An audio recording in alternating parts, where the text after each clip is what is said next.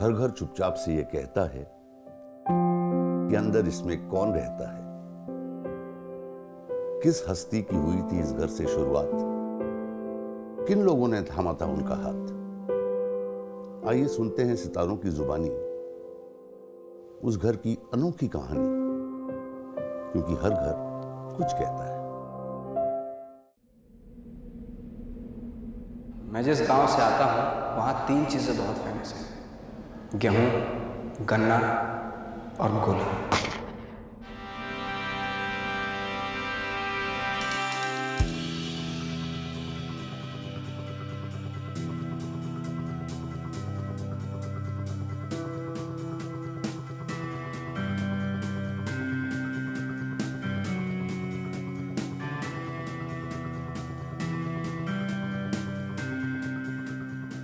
कैसा लग रहा है? कितने दिनों बाद आ रहे हैं आप? अच्छा, मुझे अभी आया था मैं 3-4 महीने पहले। अच्छा, आप आते रहते हैं? लेकिन फिर 1 साल, 1-1.5 साल, 2 साल में आता रहता हूँ। नवाज साहब, हर जगह किसी न किसी चीज़ के लिए मशहूर होती है, लेकिन आपने जो परिचय कराया अपने लैंड का कि ये गेहूं, गन्ना और गोली के लिए जानी जाती है जगह, ये मतलब मसला मुझे समझ में नहीं आया। ये एक्चुअली क्या है ना, गेहूँ गन्ना तो यहाँ पे नो डाउट बहुत होता है। गोली मतलब प्राइड, मतलब हाँ हमारे पास है, असला है। वो खेती के बीच में जब टाइम मिलता है तो थोड़ा सा अपने चमकाने के लिए। तो नवाज साहब, आप ये बताइए मुझे, how was it growing up? जैसे कि आपने कहा कि यहाँ मस्ती भी है, हिंसा भी है, इतनी सारी चीज़ें हैं। हमको बच्चों के लिए तो ये तो बहुत बड़ी दुनिया है। पूरा ड्रामा था यहाँ पे, लाइक ये अभी तो खैर ये नाला हो गया, यहीं पे नहाने धोने आते थे हम लोग। अच्छा। भैंसें थी हमारे यहाँ एक्चुअली। हाँ। तो उनको नहलाने के लिए आते थे हम लोग यहाँ पे। ट्रक जाते थे यहाँ से गन्ने के, अभी भी जाते हैं। ट्रक के पीछे भागते थे और गन्ने निकालते थे ऐसे ऐसे, Correct. और सड़कों पे डालते जाते थे वो। क्या बात, फिर ट्रक निकल जाता था, उन गन्नों को इकट्ठा करके। क्या बात। तो पूरा दिन यही बीत जाता था। बीच बीच में टाइम मिलता तो स्कूल चले जाते थे। मतलब दिखने में थोड़ा सा सीधा सा लगता हूँ मैं, बट ऐसा नहीं था एक्चुअली। शैतानियाँ बहुत की मैंने, मार पिटाई ये वो, क्योंकि माहौल ही ऐसा था। तो मोहल्ला है हमारा यहाँ पे, एक काजीवाड़ा बोलते हैं उसको। तो वहीं से निकल के यहाँ आते थे, खेलना कूदना, पतंग लूटना, कंचे खेलना, यही सब रहता था। बचपन में इन्हीं तंग गलियों में नवाज पतंग लूटा करते थे। आज वो गलियां इनके लौटने का जश्न मना रही हैं। आज वो गलियां बाहें खोले इन्हें अपनी आगोश में समा लेना चाहती हैं। तो ये वो इलाका है जहाँ आपका बचपन बेसिकली? हाँ, ये बचपन गुजरा है। हाँ। ये हमारा एक नॉर्मल स्कूल था। तो ये एलीट क्लास का, मतलब हमारे यहाँ जितने भी अच्छे पढ़े लिखे लड़के होते थे, वो इस स्कूल में पढ़ते थे। और हमारा सरकारी स्कूल था इधर। हाँ। तो हम लोग यहाँ से जाते तो देख के जाते थे, अरे यार कितने क्या पढ़ रहे थे तुम लोग? क्या पढ़ रहे हैं यार, यहाँ होना चाहिए था एडमिशन। बट ये मेरा ड्रीम ही रह गया एक्चुअली। और यहाँ पे क्या शैतानियाँ? इधर उधर कंचे खेल लिए, पतंग लूटते थे। पतंग लूटना मतलब पैशन था मेरा एक। एक्चुअली मुझे पतंग से, मैं सच बताऊं, मुझे उड़ाने का तो शौक था। लगाव इसलिए था कि ये दूसरे जो मोहल्ला था ना, वहाँ पे एक लड़की रहती थी एक्चुअली। तो पतंग उड़ा के सीधा ऐसे से उसके छत पे डालता था, और वो पकड़ती थी पतंग, उसमें से चिट्ठी निकालती थी वो। फिर वो चिट्ठी लिख के आती थी, तो मैं नीचे फिर गिराता था, फिर वो उसका जवाब उस पर चिपका देती थी, और फिर मैं वो पढ़ लेता था। नवाज साहब, आपने कहा कि आपका बहुत बड़ा परिवार था। आप अपने 9 भाई बहनों में सबसे बड़े हैं आप। तो आपके पिताजी कैसे मैनेज करते थे इतना बड़ा परिवार? जनरली उन्होंने बहुत काम ट्राई किए, लेकिन कोई भी काम सक्सेसफुल नहीं हो पाया उनका। साइकिलों की दुकान भी करते थे फादर, और ये सीमेंट वेमेंट का काम, आरा मशीन भी थी हमारे यहाँ।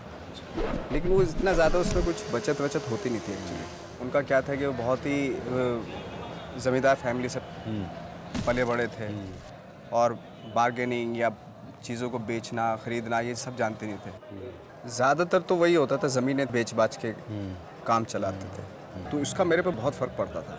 तो मैं ये सोचता था हमेशा कि मैं कोई काम करूं तो पूरी शिद्दत के साथ करूं, और मैं फ्लॉप नहीं होना चाहता बिल्कुल भी। इस तरह का मेरे दिमाग में, उनको देख के, उनकी कंडीशन देख के मुझे होता था हमेशा। तो जब उनको पता लगा कि उनका बेटा कलाकार बनने जा रहा है, व्हाट वाज हिज रिएक्शन? उनको मैंने बता रखा था कि इसके बाद मुझे जॉब मिल जाएगा। तो इसलिए उनका था कि ठीक है। एंड आपकी माता जी? मदर ने बहुत हेल्प किया, इमोशनली, मॉरली, फाइनेंशियली सब। भले ही चाहे अपनी ज्वेलरीज गिरवी रखना पड़ा, यहाँ पे सोनार वनार की दुकान है पास में।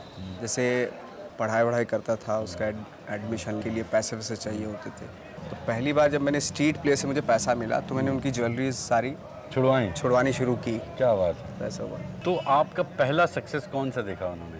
मेरे यही देखे जो छोटी छोटी फिल्में आती थी, सरफरोश और मुन्ना भाई MBBS, ये वो। बट उनकी प्रॉब्लम ये हो गई थी कि जब भी मैं यहाँ आता था तो यहाँ पे जितने भी लोग थे मुझे गालियाँ देते थे, कह रही यार पिक्चर में पिट क्यों रहा है तू, तो पिट के आ जाता है तू इधर।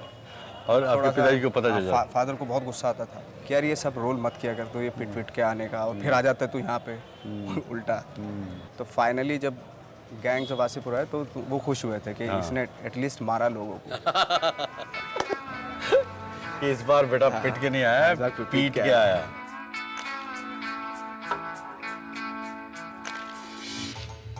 इन्हीं तंग गलियों में छोटे नवाज की बड़े होने तक की हर याद बसी है। हर इंसान से जुड़ी कोई नई शरारत, हर मोड़ पर कोई नई कहानी।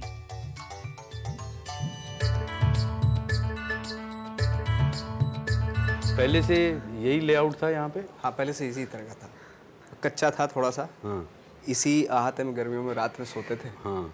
तो चारपाइयाँ बिछती थी यहाँ पे 6-7 ऐसे ऐसे। तो इस पूरे महकमे में आपका प्रिय कोना कौन सा था? मेरा यही था, ये वाला जो रूम है ना, हाँ। ये वाला था। यहीं बैठ के मैं पढ़ाई भी करता था, सोचता भी रहता था टाइप में। सारी खुराफात वहीं शुरू? सारी खुराफात ये वो सब यहीं से आती थी। आइए इस खुराफात देखते हैं।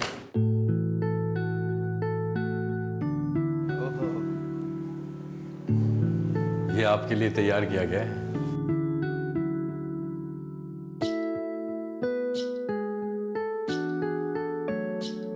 चलो देखें बचपन के झरोकों से लम्हे बिताए जो संग अपनों के। ये आप हैं? हाँ, ये मैं हूँ, ये छोटे भाई हैं सब। सारी तस्वीरें याद हैं आपको? सब याद है।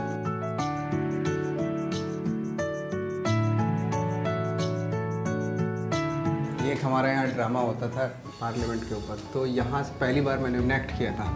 पक्ष विपक्ष के लोग बैठ जाते हैं और मिनिस्टर होते हैं, तो हम विपक्ष की तरफ से एक स्पीच याद की थी मैंने। तो जब फाइनली जाके जब वो किया मैंने, तो मुझे पता ही नहीं मैं क्या बोल रहा हूँ, लेकिन पूरे जज्बे में आगे बोल रहा था मैं।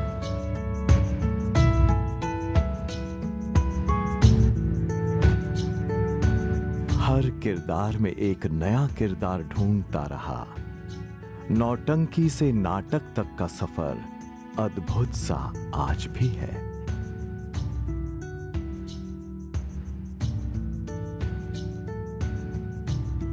आओ गुफ्तगू हो उनसे जिनके पास बचपन का बीता मौसम आज भी है। आप लोग ये बताइए कि ये सबसे बड़े थे आपसे, तो इनसे दहशत किसको होती थी सबसे ज्यादा? नहीं, दहशत तो सभी सबको थी, बहुत ज़्यादा दहशत होती थी। जब ये हरिद्वार पढ़ते थे गुरुकुल कांगड़ी में, हम लोग यही पढ़ते थे, तो ये आते थे वहाँ से। इनके आने से पहले जो है हम किताबें ले लेकर बैठ जाते थे। दहशत तो आज भी अम्मी जो है ना, इनका नाम ले लेके अभी भी डराती हैं कि अगर तुम नहीं तो आज भी वैसे ही अम्मी डराती हैं आज भी नाम लेके। आप लोग इस स्कूल में नहीं पढ़ते थे जिसमें ये पढ़े थे नवाज भाई? नहीं, स्कूल में नहीं पढ़ते। तो ये कौन से स्कूल में पढ़े थे? ये उसमें पढ़ते थे जिसको मैं बड़े अरमान से देखता था। अरे क्या बात है। ये तो देखिए इनका त्याग मानना पड़ेगा। जब ये स्ट्रगल कर रहे होते थे, आपको पता नहीं हो रहा था, तो अम्मी अब्बू पे उस समय क्या गुजरती? दरअसल पहले फ़ोन वगैरह का तो सिलसिला था नहीं, तो जब ख़त वगैरह कभी आता था इनके अम्मी के पास में नवाज भाई का, तो उससे बहुत सारी चीज़ें अम्मी समझ जाती थी। शायद जो नवाज भाई ने लिखी भी नहीं, हाँ, जो लिखी भी नहीं वो भी चीज़ उनको पता चल जाती है। तो वो अक्सर उनको हम लोग देखते थे कि वो रोती रहती थी, तो उससे तब हमें पता चलता था कि अम्मी बहुत ज़्यादा परेशान है इनको लेकर। इनको ख़तों में भी अक्सर समझाती रहती थी कि कोई बात नहीं, हर चीज़ का मतलब एक वक्त आता है और वक्त के हिसाब से ही सब कुछ मिलता है। अम्मी में तो आज भी है खैर ये चीज़। हम लोग हौसला देते। क्या मतलब अम्मी खत लिखती थी आपको? हाँ हाँ। क्या बात है। उनका ये था कि लाइक जैसे वो हमेशा खत के नीचे एक लाइन ज़रूर लिखती थी। एक जो लाइन थी वो मुझे बहुत पसंद आई थी, वो ये थी कि कहते हैं ना कि 12 साल में तो कचरे के दिन भी बदलते हैं, तू इंसान है। तो मुझे लगता था अरे अभी तो 7 साल हुआ है यार, 5 साल और 5 साल हो रहे हैं मेरे पास। नवाजुद्दीन की दोस्ती का ऐसा असर था बुढ़ाना पर कि हर गली हर शख्स से कोई न कोई किस्सा जुड़ा था। वक्त है उन दोस्तों से मिलने का जो इनके साथ पतंग उड़ाते थे।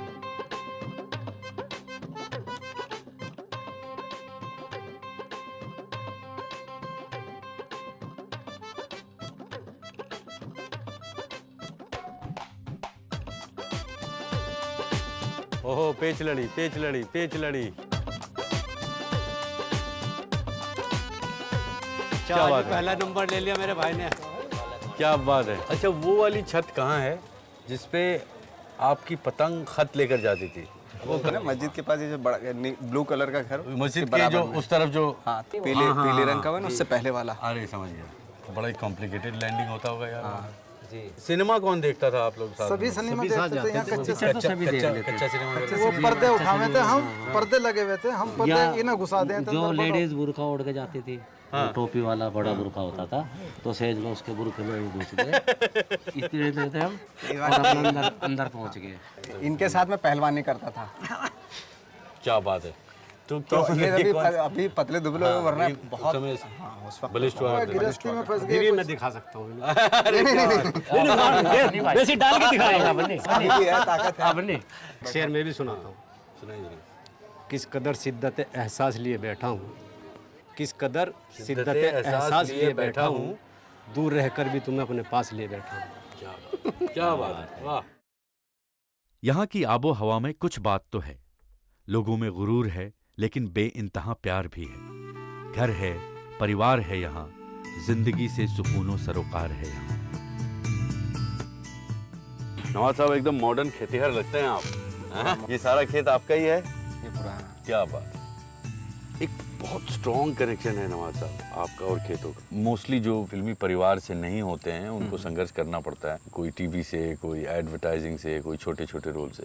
आपका कैसा रहा और कब आपको ये एहसास हुआ कि वो संघर्ष जो है धीरे धीरे एक मतलब छत पे पहुंचा है? टीवी मैंने ट्राई किया काफ़ी, लेकिन टीवी में भी थोड़ा कुछ हो नहीं पाया था कुछ भी। फिर फिल्मों में ट्राई किया, अब फिल्मों में वही छोटे छोटे सीन मिल गए तो मिल गए, नहीं मिले तो नहीं मिले। तो फाइनली होते होते जो है ये गैंग्स ऑफ वासेपुर फिल्म आई, तो उसमें एक लास्ट सीन था और वो शूट भी लास्ट डे ही किया। अच्छा, क्रोनोलॉजिकली। हाँ, क्रोनोलॉजिकली।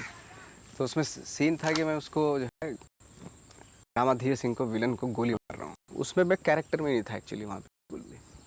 सोचते मुझे लग रहा था कि ये मेरी लास्ट सीन इसके बाद बैकअप हो जाएगा, और मुझे इतना यकीन था कि मेरा इस फिल्म के बाद मेरा जो स्ट्रगल था वो 12-15 साल का, वो कहीं ना कहीं ख़त्म हो जाएगा, और वही हुआ फिर। नवाज साहब, इतनी सारी उपलब्धियां हो गई, वो ऐसी कौन सी चीज़ आपको लगता है कि छूट गई है या आपने की नहीं या अभी और करनी बाकी है? मेरे फादर का ड्रीम था कि जब भी तू अगर कुछ कामयाब हो गया तो मैंने खरीदना, तो उसको वापस है। तो मैं यही कर रहा हूँ, क्योंकि वापस से फिर मुझे वही अपने फादर की उस पर चलना है। जो मेरे फादर किसान थे और मुझे भी वही करनी है, किसानी करनी है, एंड यही है। अरे नवाज, देख पतंग कट गई, देख पतंग कट गई। एक कटी पतंग के पीछे बेपरवाह दौड़ता ये बच्चा आज भी रुका नहीं। अरे इस छत पे उसकी दौड़ और तेज हो गई क्योंकि उसे और कई पतंगें लूटनी है। एशियन पेंट्स हर घर कुछ कहता है। मैं विनय पाठक आज आपसे इजाज़त लेना चाहूँगा, इस वायदे के साथ हम फिर हाजिर होंगे एक नई शख्सियत के साथ, उनकी नई कहानी के साथ। तब तक के लिए खुदा हाफिज़।